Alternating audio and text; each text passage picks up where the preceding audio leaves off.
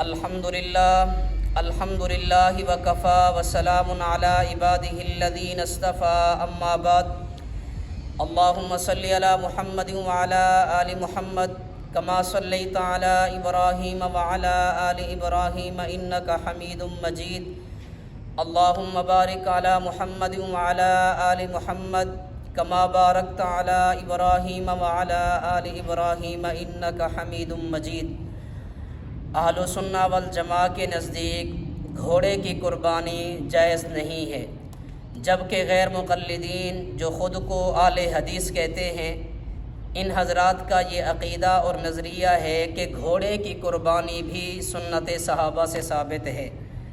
آپ نے اس پر ایک مشہور غیر مقلد علامہ عبدالقیوم ظہیر کا کلپ بھی سماعت فرمایا ہے، جس کے اندر اس نے پہلی دلیل پیش کی ہے کہ صحیح البخاری کی روایت حضرت اسماء بنت ابی بکر صدیق رضی اللہ تعالی عنہ فرماتی ہیں کہ نہرنا علی عہد النبی صلی اللہ علیہ وسلم فرسا فاکلناہ، ہم نے حضور پاک صلی اللہ علیہ وسلم کے دور میں گھوڑے ذبح کر کے کھائے۔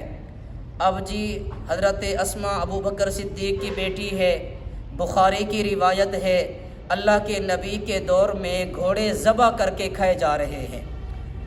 اس کا پہلا جواب تو یہ ہے کہ بابا آپ کی یہ دلیل تب بنے گی جب ذبحنا بمعنی نسکنا ہو، جب یہ ذبحنا نسکنا کے معنی میں ہو، حالانکہ حدیث میں نہرنا فرسن بمعنی ذبحنا فرسن ہے، اور اس پر دلیل وہ احادیث ہیں جن میں واضح اور صریح الفاظ کے اندر ذبحنا فرسن کا لفظ بھی موجود ہے۔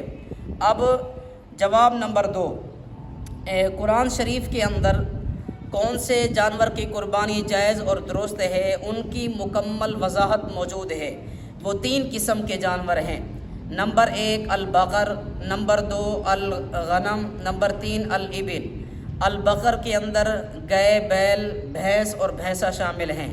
الغنم کے اندر بکری، بکرا، بھیڑ اور دمبا شامل ہیں، اور الابل کے اندر اونٹ اور اونٹنی شامل ہیں۔ ثمانیت ازواج، یہ 8 قسم کے جانور ہیں جن کی قربانی جائز اور درست ہے۔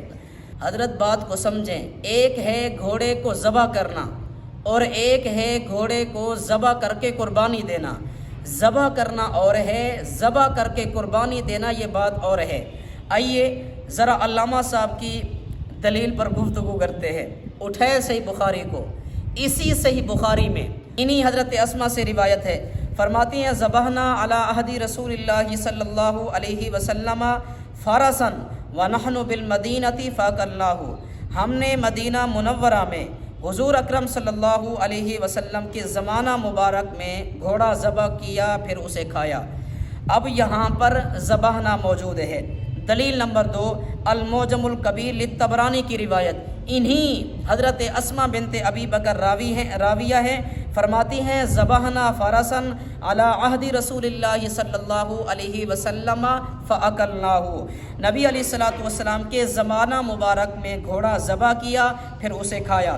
کنز العمال میں حضرت اسماء بنت ابی بکر سے روایت، فرماتی ہیں ذبحنا فرسن فاکلنا نحن واہل بیت رسول اللہ صلی اللہ علیہ وسلم، ہم نے گھوڑا ذبح کیا، پھر اسے ہم نے اور حضور اکرم صلی اللہ علیہ وسلم کے گھر والوں نے کھایا ہے۔ تو اب یہ دیکھیں یہاں پر واضح طور پر موجود ہے کہ یہ جو نہرنا ہے یہ ذبحنا کے معنی میں ہے، ہم نے گھوڑے ذبح کیے ہیں، گھوڑے کی قربانی نسکنا کے معنی میں استعمال نہیں ہوا۔ اور تیسرا جواب سماعت فرمائیں، جن احادیث سے گھوڑے کے گوشت کھانے کا جواز معلوم ہوتا ہے تو وہ احادیث منسوخ ہیں۔ جب گھوڑے کے گوشت کا جواز بھی منسوخ ہے تو اس کی قربانی کیسے درست ہوگی؟ اس کی قربانی کہاں سے درست ہوگی؟ اب اس پر دلائل سنیں۔ دلیل نمبر 1 سنن ابی داود میں حضرت خالد بن ولید رضی اللہ تعالی عنہ سے روایت، ان خالد بن ولید رضی اللہ عنہ ان رسول اللہ صلی اللہ علیہ وسلم نہا عن اکل لحوم الخیل والبغال والحمیر، رسول پاک صلی اللہ علیہ وسلم نے گھوڑے، خچر اور گدھوں کے کھانے سے منع فرمایا ہے۔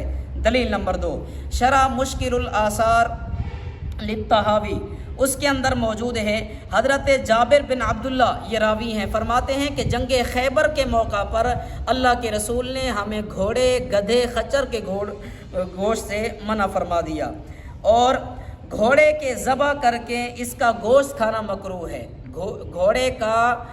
گھوڑے کو ذبح کر کے اس کا گوشت کھانا مکروہ ہے۔ حضرت عبداللہ بن عباس رضی اللہ عنہ گھوڑے کے گوشت کو مکروہ کہتے تھے، اور اسی طرح یہی موقف حضرت امام اعظم ابو حنیفہ، نعمان بن ثابت اور حضرت امام مالک رحمہ اللہ کا ہے، اور اس پر دلیل پیش کرتے ہیں۔ قرآن شریف کے اندر ہے والخیل والبغال والحمیر لترکبوها وزینہ، اس نے گھوڑے، خچر اور گدھے پیدا کیے ہیں تاکہ ان پر سواری کرو، اور یہ چیزیں تمہارے لیے سامان زینت ہیں۔ اب یہ اللہ تعالیٰ کی نعمت کا موقع ہے، یہ نعمت کا تذکرہ ہو رہا ہے، نعمت کا موقع ہے، اور سب سے بڑی نعمت کھانا ہے، اس کے بعد بڑی نعمت سواری ہے۔ سب سے اعلیٰ نعمت چھوڑ کے سواری کا ذکر کرنا اس بات کی دلیل ہے کہ گھوڑا، خچر یہ کھانے کے لیے نہیں بلکہ یہ سواری کے لیے ہے۔ اور دوسری دلیل، اللہ کے رسول صلی اللہ علیہ وسلم نے جنگ خیبر کے موقع پر گھوڑے، گدھے اور خچر کے گوشت کھانے سے منع فرما دیا تھا۔ تو میں نے چند ایک دلائل اس بات پر پیش کیے ہیں کہ گھوڑے کی قربانی بالکل جائز اور درست نہیں ہے۔ جس بخاری کی روایت کو لے کر یہ دھوکہ دیتے ہیں اسی صحیح بخاری کے اندر موجود ہے کہ یہ نہرنا، ذبحنا کے معنی میں ہے، اور جو روایت نقل کرنے والی راویاں ہیں وہ اس لفظ کا اچھی طرح مفہوم سمجھتی ہیں۔ حضرت اسماء بنت ابی بکر سے ہم نے 3-4 دلائل آپ کی خدمت میں پیش کر دیے ہیں۔ اللہ تعالیٰ سے دعا ہے اللہ تعالیٰ مجھے اور آپ کو مسلک حق، مسلک اہل سنہ والجماعہ پر ڈٹے رہنے کی توفیق نصیب فرمائے، اور جو اس پر شبہات پیش کیے جاتے ہیں ان شبہات کو جوتے کی نوک پر رکھ کر دلائل کے ساتھ اڑانے کی توفیق و ہمت عطا فرمائے۔ وآخر دعوانا ان الحمد للہ رب العالمین۔